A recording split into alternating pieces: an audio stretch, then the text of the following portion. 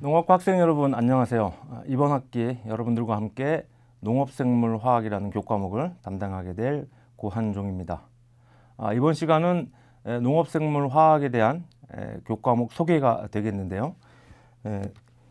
이 농업생물화학이라는 교과목에서 우리가 학습의 목표, 또 이러한 교과목들을 우리가 학습해야 되는 이유에 대해서 한번 살펴보도록 하겠습니다. 우리가 그 농업의 궁극적인 목표라고 하는 것들은 경제적으로 고품질의 안전 농산물들을 생산해내는 게 농업의 가장 궁극적인 목표다라고 얘기할 수가 있겠죠. 그래서 이러한 농업의 궁극적인 목표들을 달성하기 위해서는 우리가 원하고자 하는 그러한 목표, 그게 작물이든 가축이든 간에 그러한 농업 생물체에 대한 이해가 필요할 텐데요. 이러한 농업 생물체들은 우리가 소위 말하는 고분자 그러한 그 유기 물질들이 포함되어 있는 그러한 생물체이기 때문에 그러한 생물체에서 일어나는 일련의 대사 반응과 관련된 내용들에 대한 이해가 필요하겠죠. 그래서 그러한 대사 반응들에 대한 이해를 하기 위해서는 우리가 화학적인 이해와 더불어서 생물적인 이해, 이러한 측면에서의 그 원리 또 개념 또 그러한 것들이 체내에서 어떠한 작용을 통해서 우리가 원하고자 하는 농업 생물체들이 적정하게 재배 혹은 사육될 수 있는 것인가 라는 것들에 대한 이해가 필요할 것입니다. 따라서 이러한 농업 생물체에서의 대사 반응, 그 다음에 생물학적 반응들을 우리가 개념적으로 이해하기 위해서 농업생물화학이라는 그러한 교과목들에서 우리가 그 내용들을 살펴보게 되겠습니다. 일반적으로 우리가 생화학이라고 하는 학문을 우리가 농업 쪽에 적용을 해서 농업생물화학이라는 교과목들로 편성을 시켜 놨습니다. 그래서 생화학이라고 하는 것들은 살아있는, 그래서 우리가 바이오라고 얘기할 수가 있겠죠. 화학은 우리가 말 그대로 화학적인, 그래서 생화학이라고 하는 것들은 바이오 케미스트리라고 해서 생물체에서 일어나는 구조와 기능들을 우리가 학문적으로 화학적으로 해석하는 그러한 학문들을 우리가 생화학이라고 할 수가 있겠습니다. 그래서 이 농업생물화학을 통해서 우리가 작물체 혹은 가축에서 일어나는 그러한 생화학 반응들을 이해할 수 있으면은 우리가 작물 혹은 가축들이 적절한 환경 조건에서 최적의 생산물들을 생산할 수 있는 그러한 재배라든지 사양 기술에 대한 것들에 대한 이해들을 우리가 적절하게 응용할 수 있는 그러한 측면이 되겠습니다.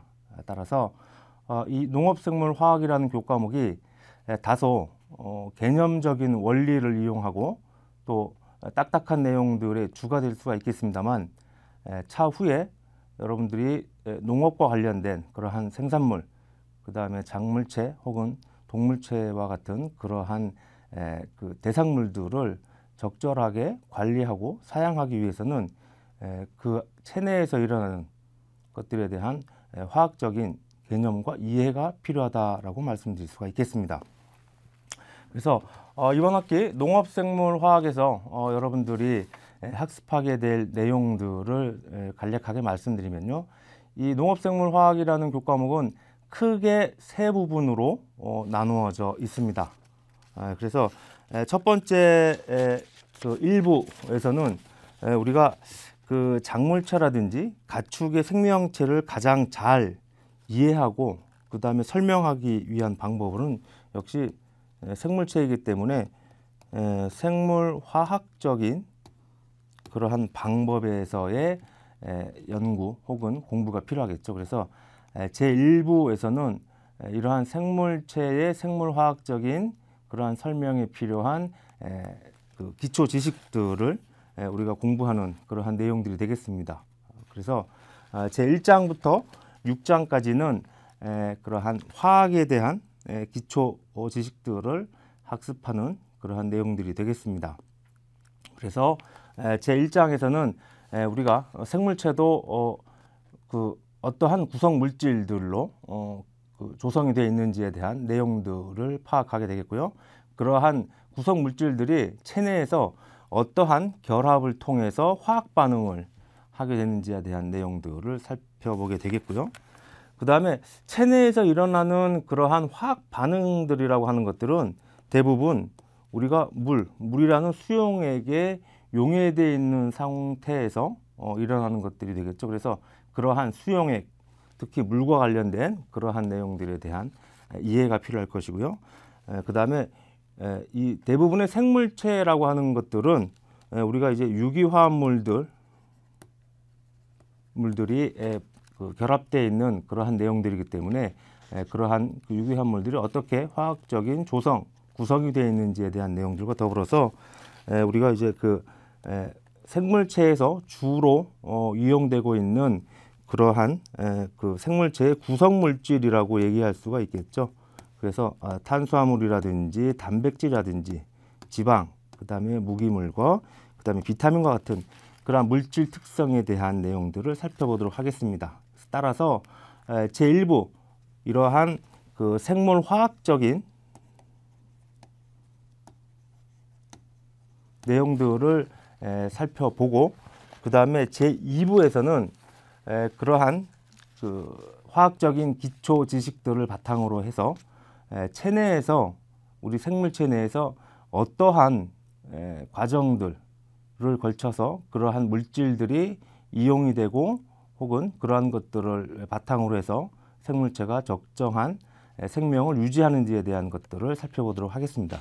그래서 2부 물질대사에서는 제7장부터 제13장까지 우리가 생명체의 가장 기초적인 단위라고 할 수 있는 세포에 대한 내용들도 살펴보겠고요. 세포 내에서 각각의 물질들이 반응을 통해서 에너지를 생산한다거나 혹은 물질들을 합성한다는 그러한 과정들에 관여하는 중요한 역할을 하는 효소에 대한 내용들도 살펴보겠고요.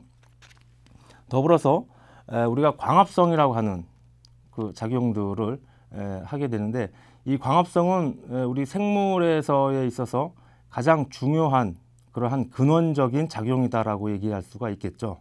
그래서 우리가 이 지구상에 있는 모든 생물체라고 하는 것들은 태양에서의 그런 빛 에너지들을 우리가 생물체의 에너지라든지 물질 합성에 필요한 그러한 원료 물질로 전환시키는 그러한 가장 기본적인 그러한 작용들을 광합성이다라고 얘기할 수가 있겠습니다. 그래서 광합성에 대한 내용들도 살펴보겠고요.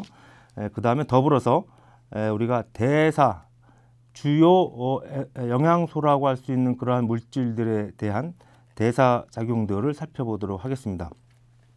여기서 대사라고 하는 것들은요, 생물체가 살아가면서 생명 활동을 유지한다라고 하는 것들은 끊임없이 외부에서 영양소 공급을 받으면서 그러한 영양소들을 분해 혹은 합성을 통해서 필요한 물질들을 만들어내겠고요. 또 필요하지 않은 그러한 노폐물들 같은 것들을 체외로 배출하는 그러한 일련의 과정들을 우리가 대사작용이다라고 얘기를 할 수가 있겠죠. 그래서 살아있는 생물체 같은 경우에는 이러한 대사 과정들이 원활하게 작용을 해야지 우리가 원하는 그러한 물질들을 생산할 수 있는 그러한 측면에서의 중요성이 있다라고 말씀을 드릴 수가 있겠습니다. 그리고 마지막으로 제3부에서는 우리가 작물에 대한 생산과 가축에 대한 생산들을 살펴볼 텐데요.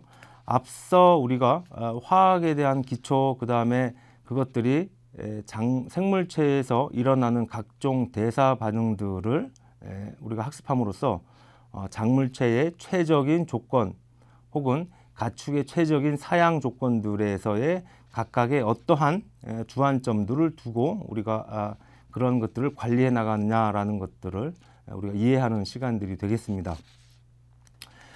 다시 말씀드리지만 이 농업생물화학이라는 교과목은 우리가 차후에 농업생물체, 그게 작물이든 가축이든 간에 우리가 그러한 것들을 적정한 수준에서 관리를 통해서 안전하고 고품질인 그러한 생산물들을 우리가 생산해내기 위해서는 그 생물체가 가지고 있는 그러한 특성과 더불어서 생물체 내에서 일어나는 그러한 작용들을 우리가 명확하게 이해를 하고 그러한 것들을 우리가 관리를 해줌으로 하여금 작물 생산성이라든지 가축의 효율적인 생산성을 도모할 수 있다라는 그러한 그 교과목의 내용들이 되겠습니다. 따라서 이 교과목들이 기본적인 원리라든지 화학적인 개념들, 그 다음에 생화학적인 반응들이 여러분들이 학습을 하면서 다소 어려워할 수가 있겠습니다만 차후에 전공 관련된 그러한 그 교과목들을 여러분들이 학습함에 있어서 이러한 농업생물화학에서의 기본적인 학습 내용들이 여러분들이 차후에 그러한 원리들을 이용하고 응용하는 측면에서의 상당히 중요한 교과목이다라고 인식을 하시고 이번 학기 열심히 학업을 해주시기를 당부를 드리도록 하겠습니다.